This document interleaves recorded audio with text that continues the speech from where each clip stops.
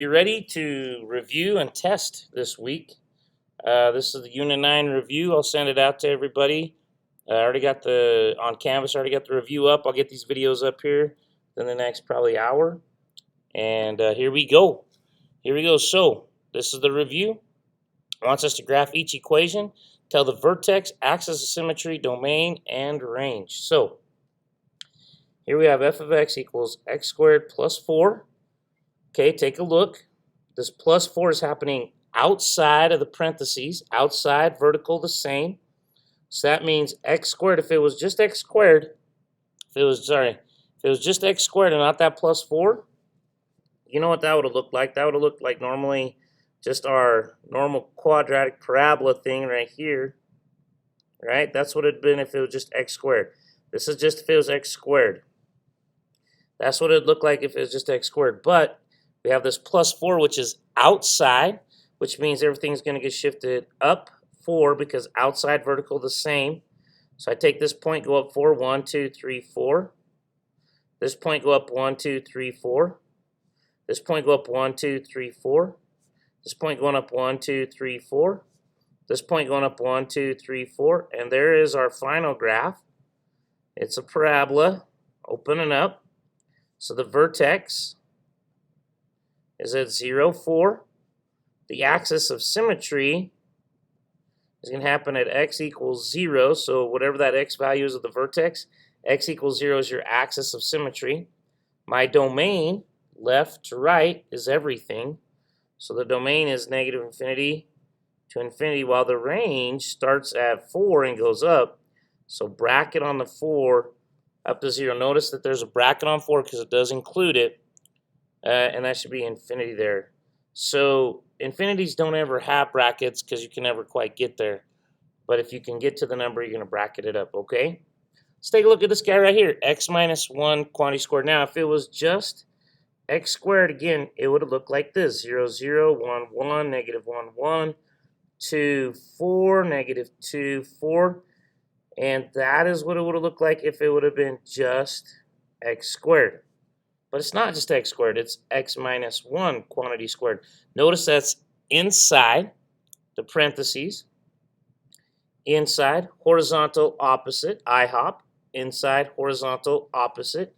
Horizontal means left or right, opposite of minus 1 would mean I take everything to the right 1, because that's opposite of minus, plus. So everything gets shifted to the right 1. And there's our new graph. Right there, looks just like our original, but just shifted to the right 1. So our vertex now, our vertex is at 1, 0, which means the axis of symmetry is at x equals 1. It's that x value of the vertex. That's where you find your axis of symmetry. Our domain is still negative infinity to infinity. Our range, how far down does it go? It goes down to 0, up to infinity, and we're done. Okay, that's number 2. Let's look at number 3. Oh, I guess they have places for me to write all that fun stuff at the bottom. Oh, sorry about that. Shoot. It's okay. You guys got it. You guys got this. Okay, now, again, what if it didn't have the plus 4 and the minus 3? And what if it was just x squared? If it was just x squared, we have a point of 0, 0, 1, 1, 2, 4, because 2 squared is 4. Negative 1 squared is 1. Negative 2 squared is 4. So there would be our normal, that would be our normal, right there, x squared graph. But we're not normal. Look, we have an inside and an outside. So we have to inside, I would always do inside first. Inside, horizontal, opposite of plus 4, IHOP. IHOP, inside, horizontal, opposite. Opposite of plus 4 would be left 4. This point goes to the left 1, 2, 3, 4. This point's going left 1, 2, 3, 4. This point's going left 1, 2, 3, 4. This point's going to the left 1, 2, 3, 4. This point's going to the left 1, 2, 3, 4. There's our new graph, and that's what it would be if it was just the x plus 4 quantity squared. But it's not, because we also have an outside. We have an outside. Outside, vertical, same. Vertical meaning up and down, the same. -3, so I take it down 1, 2, 3. There's that point. This point goes down 1, 2, 3.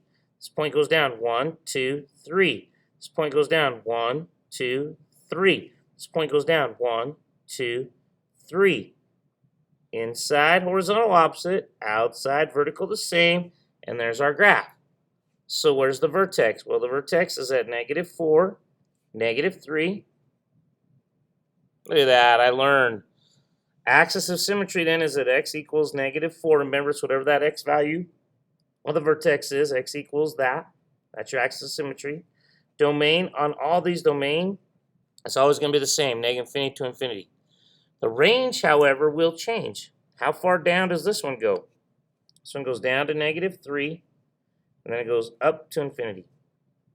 All right, let's do number 4. Here we go, here we go, here we go.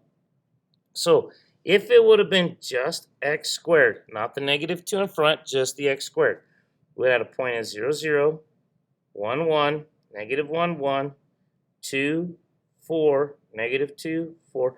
That would be that's our original, just x squared graph right there. Get used to drawing it. There it is, x squared. Now, what happens with this -2? Is that -2 inside of parentheses or outside of parentheses? Well, since I don't see any parentheses, there's no way it can be inside the parentheses. So it's got to be outside. Outside, vertical, same. Outside, vertical, same. So you could think of it this way. I'm going to take all the vertical values, which are the y values of each point, and multiply them by -2. I'm going to take each of the outside vertical values and multiply them by -2. Well, 0 times -2 is still 0, so that point actually didn't change right there. This has a vertical value of 1 times -2 is -2. This has a vertical value of 1 times -2 is -2. This has a vertical value of 4 times -2 is -8. This has a vertical value of 4 times -2 is -8, and there it is. So what just actually happened to this graph? Well, one, it did get vertically flipped. That's what the negative did to it. The negative vertically flipped it.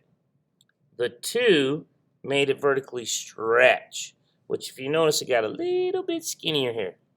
So our vertex is still at 0, 0, which means our axis of symmetry is x equals 0. Domain, we said, is always -infinity to infinity. The range, how far down does this thing go? Well, then now it goes down to -infinity up to 0.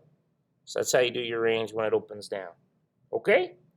Hey, let's try one more page and then I'll save this video and we'll go to another one, okay? Let's do this guy right here. If it would have been just x squared, if it would have been just x squared, it would have been 0, 0, 1, 1, -1, 1, 2, 4, -2, 4, and there would have been if it was just x squared. But it's not. We got an inside and an outside going on. Inside, horizontal, opposite of +1 would mean I shift everything to the left 1. So this point's going to go here. This point's going to go here. This point is here. This point is here. This point is here. So that takes care of the horizontal or the inside. That takes care of the inside, shifting it to the left 1. Why left? Because it's inside, horizontal, opposite. I hop. Remember, I hop. Now, 1/2. That 1/2 is on the outside. That's an outside vertical, same. Outside vertical, same. Inside horizontal, opposite. Outside vertical, same. So this 1/2 is going to take every vertical value and multiply it by 1/2. So this vertical value is 1, so it's going to be 1/2. This vertical value is 4, so it's going to be a 2. This vertical value at 1 is going to be at 1/2. This vertical value at 4 is going to be at 2. And then this 0 is going to stay 0. So now it looks something more like this, which means it got a little bit vertical shrunk. That's what that 1/2 did. It vertically shrunk it. Okay? Let's answer our questions. Where's the vertex at? Well, the vertex is at -1, 0, which means we now know the axis of symmetry. X equals, that's right, -1. The domain, -infinity to infinity. The range is going to go from 0 up to infinity because that's as far down as it goes. And we're ready to graph number 6. Oh, snugga booga. Okay, you got two options on number 6. You can complete the square, or you can just find the vertex, find some points, and away you go. I'm really good either way. On this one, why don't we complete the square? Because it's actually not too hard. So take the -8 and scooch it. So that gives us x squared plus 2x, scooched out to -8. Now I take the 2, I divide by 2, and square it. 2 divided by 2 is 1. 1 squared is 1, so that's a +1. To keep it equal or equivalent, I need to -1 out here because then they would cancel each other out. The whole reason we did this right here is so we could write it as x plus 1 squared minus 9 now, because -8 minus 1 is -9. So now we're in vertex form. There's your vertex. Or if you want, you can do horizontal, opposite. So shift it to the left 1. Then we're going to shift down 9. 1, 2, 3, 4, 5, 6, 7, 8, 9. There's your vertex at -1, -9. Axis symmetry then is x equals -1. Domain. The domain is -infinity to infinity, while the range, well, let's see, this thing's opening up. So if this is my axis of symmetry, maybe I'll pick 0 and see what I get out for 0. If I plug 0, I can either plug it here or I can plug it here. If I plug it here, it's quite easy. 0 squared plus 2 times 0 minus 8 is a -8. So 0, -8, which means over here at -2, it's a -8. And I know it's just going to look something like that. So my range is going to go from -9 to infinity. Woo! We are done. All right. All right, let's go at it then, huh? Look at number 7. Here we go, here we go. Okay, you know what? This guy here, in my opinion, it would be a lot easier just to use our equation to find the vertex. So if you remember that equation, to find the x value of the equation, or to find the x value of the vertex, so it's going to be finding the x value of the vertex, I take -b over 2a. So that's going to be, remember this is a, b, and c. So that's a -6 over 2 times 2. It's going to be a +6 over 4, which happens to be 3/2. So my x value of the vertex 3/2. Therefore, I know my axis of symmetry. That was easy. Now I just need to find the y value of the vertex. So to find the y value of the vertex, I take 3/2 and I plug it in. Not quite so easy, but not all that difficult. Okay. I'm going to just plug it in right down here because I have a little bit of room to write. So I have 2 times 3/2 squared minus 6 times 3/2 plus 3. Well, 3/2 squared is 3/2 times 3/2. Oh, a little bit off the page, sorry. 3/2 squared is 3/2 times 3/2, which is 9 over 4. So that's going to be the same thing as 2 times 9 over 4 minus, that's like over 1, that's 18 over 2 plus 3. And I could take 2 into 4 and get 2 right now. So this is really 9 over 2 minus 18 over 2, which is -9 over 2.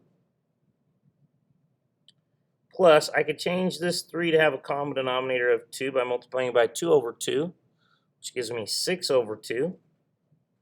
-9 over 2 plus 6 over 2 is -3 over 2, so that is the y value of the vertex.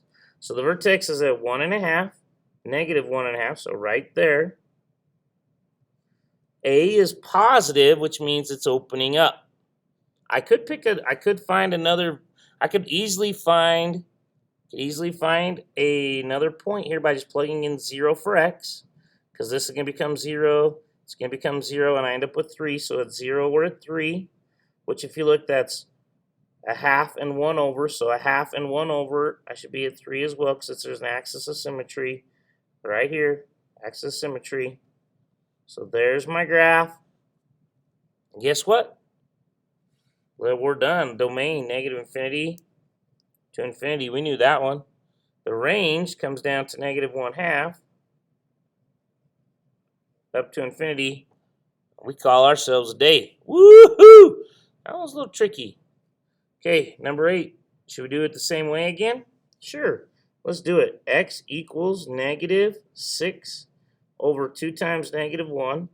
So that's a negative 6. Sorry, we'll leave that as a negative 6 over negative 2, which can become a positive 3. So the x value of the vertex is 3, which means we also know the axis of symmetry is 3. Because the axis of symmetry is always x equaling the x value of the vertex. Always, okay? So now we know the x value of the vertex, we know the axis of symmetry. Now to find the y value of the vertex, we just take 3 and we plug it back in. So that gives us negative 3 squared plus 6 times 3 minus 7. Well, 3 squared is 9, then negate, so negative 9. Plus 6 times 3 is 18. Minus 7. Negative 9 plus 18 is 9. 9 minus 7 is 2. So the vertex is at 3, 2. So at 3, 2, there's my vertex.